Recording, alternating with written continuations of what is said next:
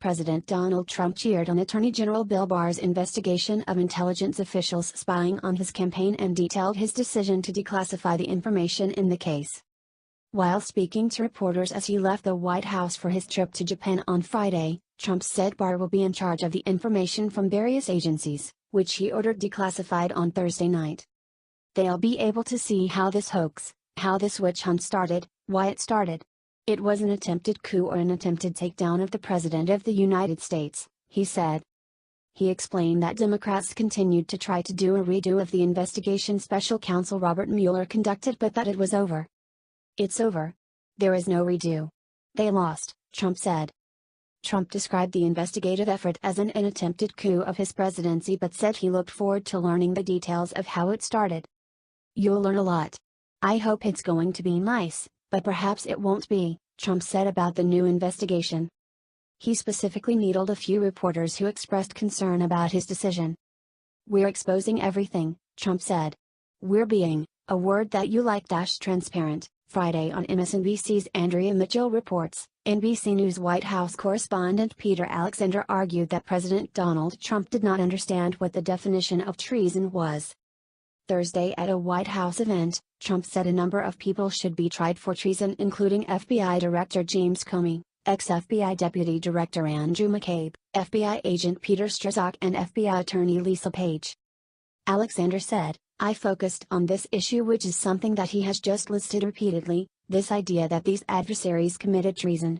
Obviously, he doesn't understand the definition of treason. Disloyalty to the president, or frankly disloyalty to a then a private citizen, obviously is not treason.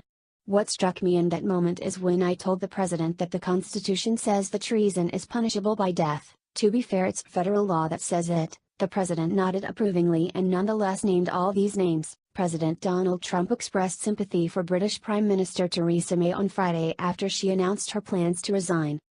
I feel badly for Theresa, I like her very much, Trump said in response to the news. She's a good woman, she worked very hard. She's very strong. The president delivered his take on the news during his departure from the White House for a trip to Japan. The president said he looked forward to visiting with May during his planned trip to the United Kingdom on June 3 to 5. May announced she would step down on June 7. Representative Jerry Nadler, DNY, chairman of the House Judiciary Committee, appeared to nearly pass out during a press conference organized by New York City Mayor Bill de Blasio on Friday morning. In a video shared by Pix 11 News reporter Henry Rossoff, de Blasio and other attendees are seen asking Nadler if he is okay as they offer him water. The House Judiciary Panel chair began slumping in his seat shortly after concluding his remarks at PS 199 in the Upper West Side of Manhattan about speed enforcement cameras in school zones. At one point, de Blasio asks Nadler if he is okay, to which Nadler replied no. After being given water and an orange to eat, Nadler appeared to have regained his composure, according to NBC New York.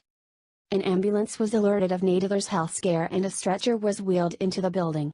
Fox News reports the New York Democrat was later taken to hospital. A spokesperson for Nadler said in a statement, "He is okay. Seems to have been dehydrated and it was very warm in the room. He is now responsive and receiving a checkup." Later, Nadler took to Twitter to write, "Appreciate everyone's concern. Was very warm in the room this morning, was obviously dehydrated and felt a bit ill. Glad to receive fluids and am feeling much better. Thank you for your thoughts." Representative Adam Schiff, DCA, chairman of the House Intelligence Committee, is lashing out at President Donald Trump for directing Attorney General William Barr to declassify documents regarding the origins of the Obama administration's Russia investigation, claiming the order was un-American. While Trump stonewalls the public from learning the truth about his obstruction of justice, Trump and Barr conspire to weaponize law enforcement and classified information against their political enemies, Schiff wrote on Twitter Thursday evening. The cover-up has entered a new and dangerous phase. This is un-American, he added. Schiff's accusations came hours after President Trump announced that he directed the intelligence community to cooperate with Barr's probe into surveillance activities in the 2016 presidential election. In a memorandum to several cabinet directors, the president requests officials cooperate with Barr's probe into Spygate's originals and authorized the Attorney General to declassify information concerning the counterintelligence operation. Today's action will help ensure that all Americans learn the truth about the events that occurred, and the actions that were taken, during the last presidential election and will restore confidence in our public institutions, White House Press Secretary Sarah Sanders said in a statement.